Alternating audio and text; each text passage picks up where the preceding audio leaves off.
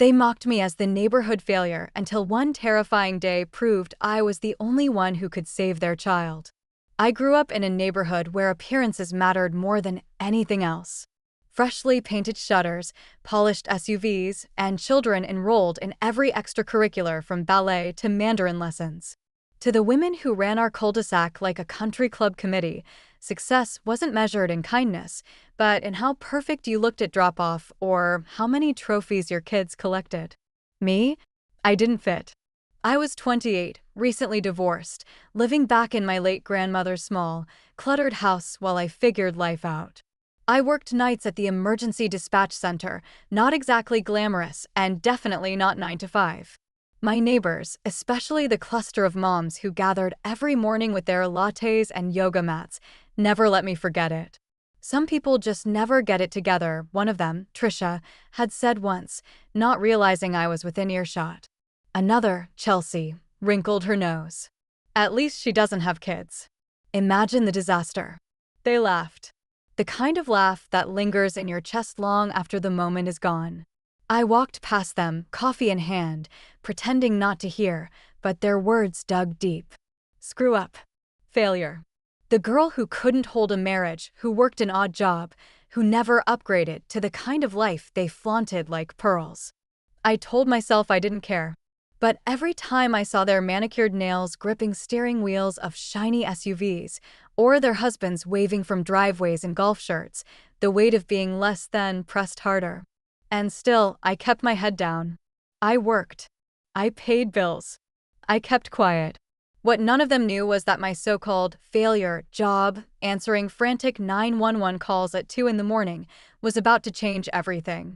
It was a Tuesday afternoon, the kind of day that felt too normal to ever predict what was coming. The moms were out in their usual spot, yoga pants and ponytails, standing in a neat little cluster at the corner of Chelsea's driveway. They always carried themselves like royalty presiding over the kingdom of cul-de-sac perfection. I had just dragged my garbage bins back up the drive when I heard them. "Look at her," Trisha whispered, not nearly as quietly as she thought. Middle of the day, still in sweatpants. No ambition. No plan. Chelsea chuckled, sipping from her stainless steel tumbler. She's our neighborhood cautionary tale. Honestly, I hope my daughter never ends up like that. The words stung, but I didn't break stride. I pulled the bins in, shut my gate, and reminded myself I'd rather be in sweatpants after a 12-hour night shift saving lives than gossiping about people. But still, they'd won. They always won. Or so they thought. That night, I sat at the dispatch center. It was a quiet shift, at least until the line lit up with a panicked voice that would haunt me for years. "My son, oh God, he's not breathing. Please help me." I recognized the voice immediately. Chelsea. The same Chelsea who'd mocked me that morning. Her words were frantic, broken by sobs. He was playing. He just collapsed. He's turning blue. What do I do? Every ounce of me shifted into professional mode. My personal feelings about Chelsea vanished. In that moment, she wasn't the woman who'd sneered at me. She was a mother whose world was crumbling, and the only thing between her and complete tragedy was me. "Chelsea," I said firmly, voice steady despite the adrenaline pumping through me. "You're doing the right thing. Stay calm. We're sending help, but I need you to follow my instructions, okay?" Her sobs choked into gasps. Okay, please hurry." I began walking her through CPR, step by step. Lay him flat on the ground. Tilt his head back. Pinch his nose. Give 2 breaths, slow, steady. Now press firmly in the center of his chest 30 times. Push hard, Chelsea. Don't stop. She was crying so hard she could barely breathe herself, but I kept coaching her, counting with her. 1, 2, 3, good. Keep going. You can do this. You have to do this. Seconds stretched like hours. I could hear her counting, sobbing, whispering, "Please don't leave me," to her son between compressions. Then, faintly, I heard it, a cough. A tiny raspy cough. Chelsea screamed. "He's breathing. Oh my God, he's breathing again." Tears pricked my own eyes, though my voice stayed level. "That's good. Keep him on his side. Stay with him. The paramedics are almost there." Within minutes, I could hear the wail of sirens in the background, getting closer, closer. Chelsea kept repeating my name over and over as though I was the only thread keeping her tethered to hope. By the time I hung up, my hands were trembling. Not from fear, though the adrenaline was real, but from the sheer weight of what had just happened. The moms who thought I was a screw-up? One of them had just relied on me to save her child's life. And she would never look at me the same again. The next morning, I barely had time to process what happened before the neighborhood grapevine exploded. I was still groggy, sipping cold coffee in my kitchen, when I heard the sound of hurried footsteps outside my door. A knock, sharp, urgent. When I opened it, Chelsea stood there. No perfect ponytail. No carefully chosen outfit. She looked wrecked, red-rimmed eyes, wrinkled sweatshirt, hair in a wild bun. Behind her, I could see Trisha lingering at the curb, arms folded, her face pale and strained. "Can I?" Chelsea's voice cracked. She swallowed hard, eyes welling again. "Can I come in?" I stepped aside without a word. The moment she crossed the threshold, she broke. She sank onto my couch, hands trembling as she tried to form words. "They said," she gasped, covering her mouth. "The doctors said if it wasn't for the CPR, if it wasn't for you." Her whole body shook. For the first time since I'd known her, Chelsea wasn't the polished queen bee. She was just a mother, raw and human, who had come terrifyingly close to losing her child. I sat beside her, hands folded in my lap. "How is he?" Her face crumpled into relief. "Stable. Breathing on his own. They think it was an arrhythmia. He's going to be okay because you told me what to do." Silence hung heavy between us. Finally, she looked at me, eyes glistening. "I'm so sorry." Those 3 words nearly knocked the breath out of me. Chelsea, the woman who once rolled her eyes when I walked past, was apologizing. "I was wrong about you," she whispered. "We all were." From the window, I saw Trisha shifting uncomfortably. She didn't want to come up the steps, but she couldn't stay away either. Eventually, she approached, wringing her hands. I just wanted to say thank you too," she muttered, not meeting my eyes. Her voice lacked the bite it usually carried. Instead, it was small, uncertain. Something inside me shifted in that moment. For years, I'd carried their judgment like a weight on my back. Every whisper, every side glance, every laugh had carved itself into me. But now, as Chelsea and Trisha stood in my living room, one trembling with gratitude, the other awkward with guilt, I realized something profound. They had called me a screw-up. But when everything was on the line, I was the one who held it together.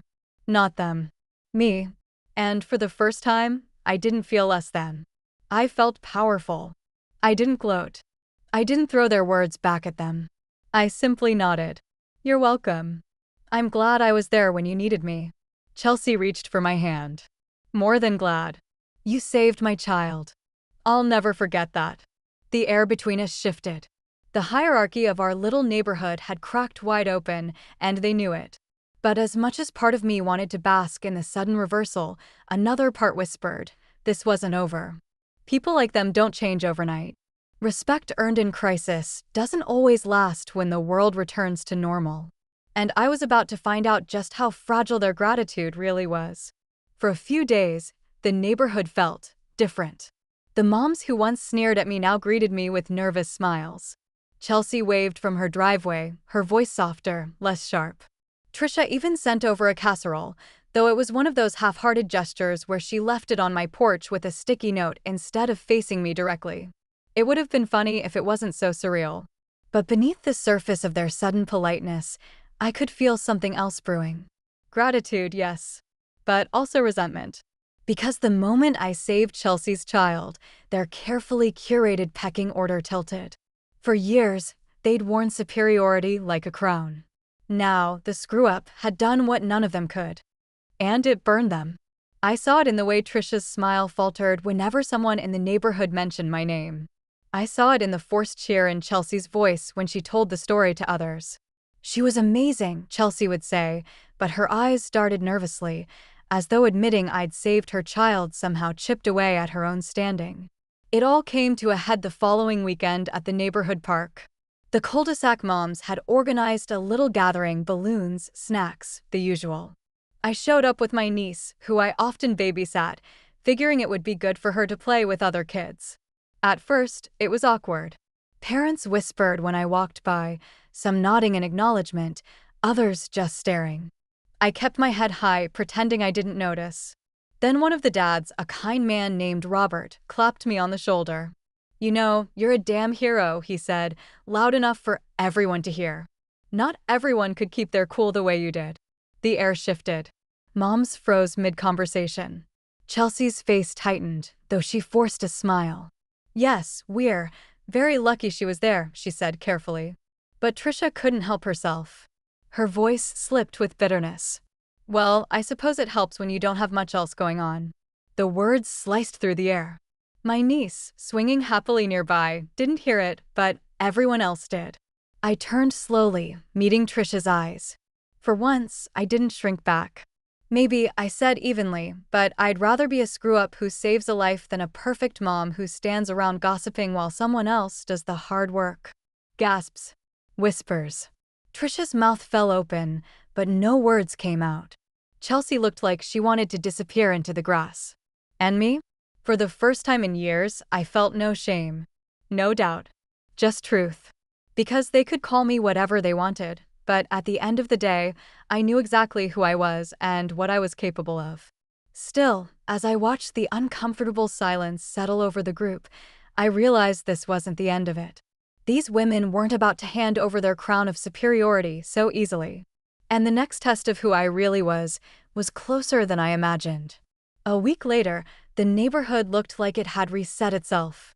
The SUVs gleamed in the driveways, the yoga mats reappeared on Chelsea's lawn, and the air filled again with laughter that wasn't as lighthearted as it tried to be. But I knew better. The balance had shifted. Every glance from them carried a tension, part gratitude, part grudge. I thought maybe things would quietly settle, that they'd go back to their world of manicured perfection while I lived in mine, and we'd simply pretend nothing had changed. But life, it seems, wasn't done with us yet. It was a Saturday afternoon when I heard the shouting. My niece and I had been in the backyard, her little hands smearing chalk across the pavement, when the sharp sound of screaming tore through the air. "Help! Somebody help!" I jumped up and sprinted toward the sound. It was coming from Trisha's house. By the time I reached the yard, chaos had erupted. Trisha's daughter, Emily, was dangling from the top of the backyard playset, her shoelace caught and twisted. She was upside down, blood rushing to her head, her face red and contorted as she screamed. Trisha stood below, hands flailing uselessly. "I can't reach her. I can't. Oh my God, she's slipping." Chelsea was there too, phone in hand, shouting something about calling for help, but frozen in panic. For a moment, everyone looked at me. The screw-up. The outcast. The one they never respected. But in that split second, I didn't think about their judgment. I didn't think about their whispers or the names they'd called me. I thought about the child whose terrified eyes locked on mine, silently begging me to do something. I climbed. My hands gripped the worn wooden beams of the playset, my legs moving faster than they had in years. Within seconds, I was at the top, reaching Emily. Her small leg was twisted badly, her shoelace knotted in the metal bar. "Hey," I whispered to her, keeping my voice calm even as adrenaline surged. "You're okay. I've got you." She whimpered, tears spilling down her cheeks. "Don't let me fall." "Never," I promised. Carefully, I untangled the knot, steadying her weight against my chest as I freed her foot. The moment she was loose, I held her tightly and climbed back down, step by careful step, until we were safely on the ground. The second my feet hit the grass, Trisha collapsed to her knees, pulling Emily into her arms, sobbing. "Oh, thank God, thank God." Chelsea, wide-eyed, covered her mouth. She saved her. Again. I set Emily down gently, brushing her hair back from her face. "She's okay. Just keep her foot elevated. She might have a sprain. But she's safe." Trisha looked up at me then, her face streaked with tears, her pride shattered completely. I don't know what to say." "You don't have to," I said simply. But deep inside, I knew. This was the second time. Not luck, not coincidence, proof. They had spent years calling me a failure. But when it mattered most, when their children's lives were hanging by a thread, it wasn't their money or their perfect appearances or their little club of superiority that saved anyone. It was me. Word spread quickly, as it always does in neighborhoods like ours. By evening, parents who once turned up their noses were coming by to thank me. Robert stopped by with his kids to shake my hand. Even Chelsea's husband, who had never so much as said hello before, walked across the street just to look me in the eye and say, "You saved my family." Twice. As for Trisha, she came by the next day. Not with a casserole. Not with excuses. Just with Emily, who handed me a hand-drawn card with crayon letters. "Thank you for catching me." I framed it. Not out of pride, but because it reminded me of something the moms had never understood. Being perfect doesn't mean anything. Being present does. And maybe I wasn't the picture of success in their world. Maybe I didn't have the shiny car or the manicured lawn or the perfect marriage. But I had something more powerful, the ability to stand strong when it mattered most. So let them call me a screw-up. Let them whisper. Because the truth is, when everything fell apart, I was the one who saved their world. And that's something they'll never be able to take away.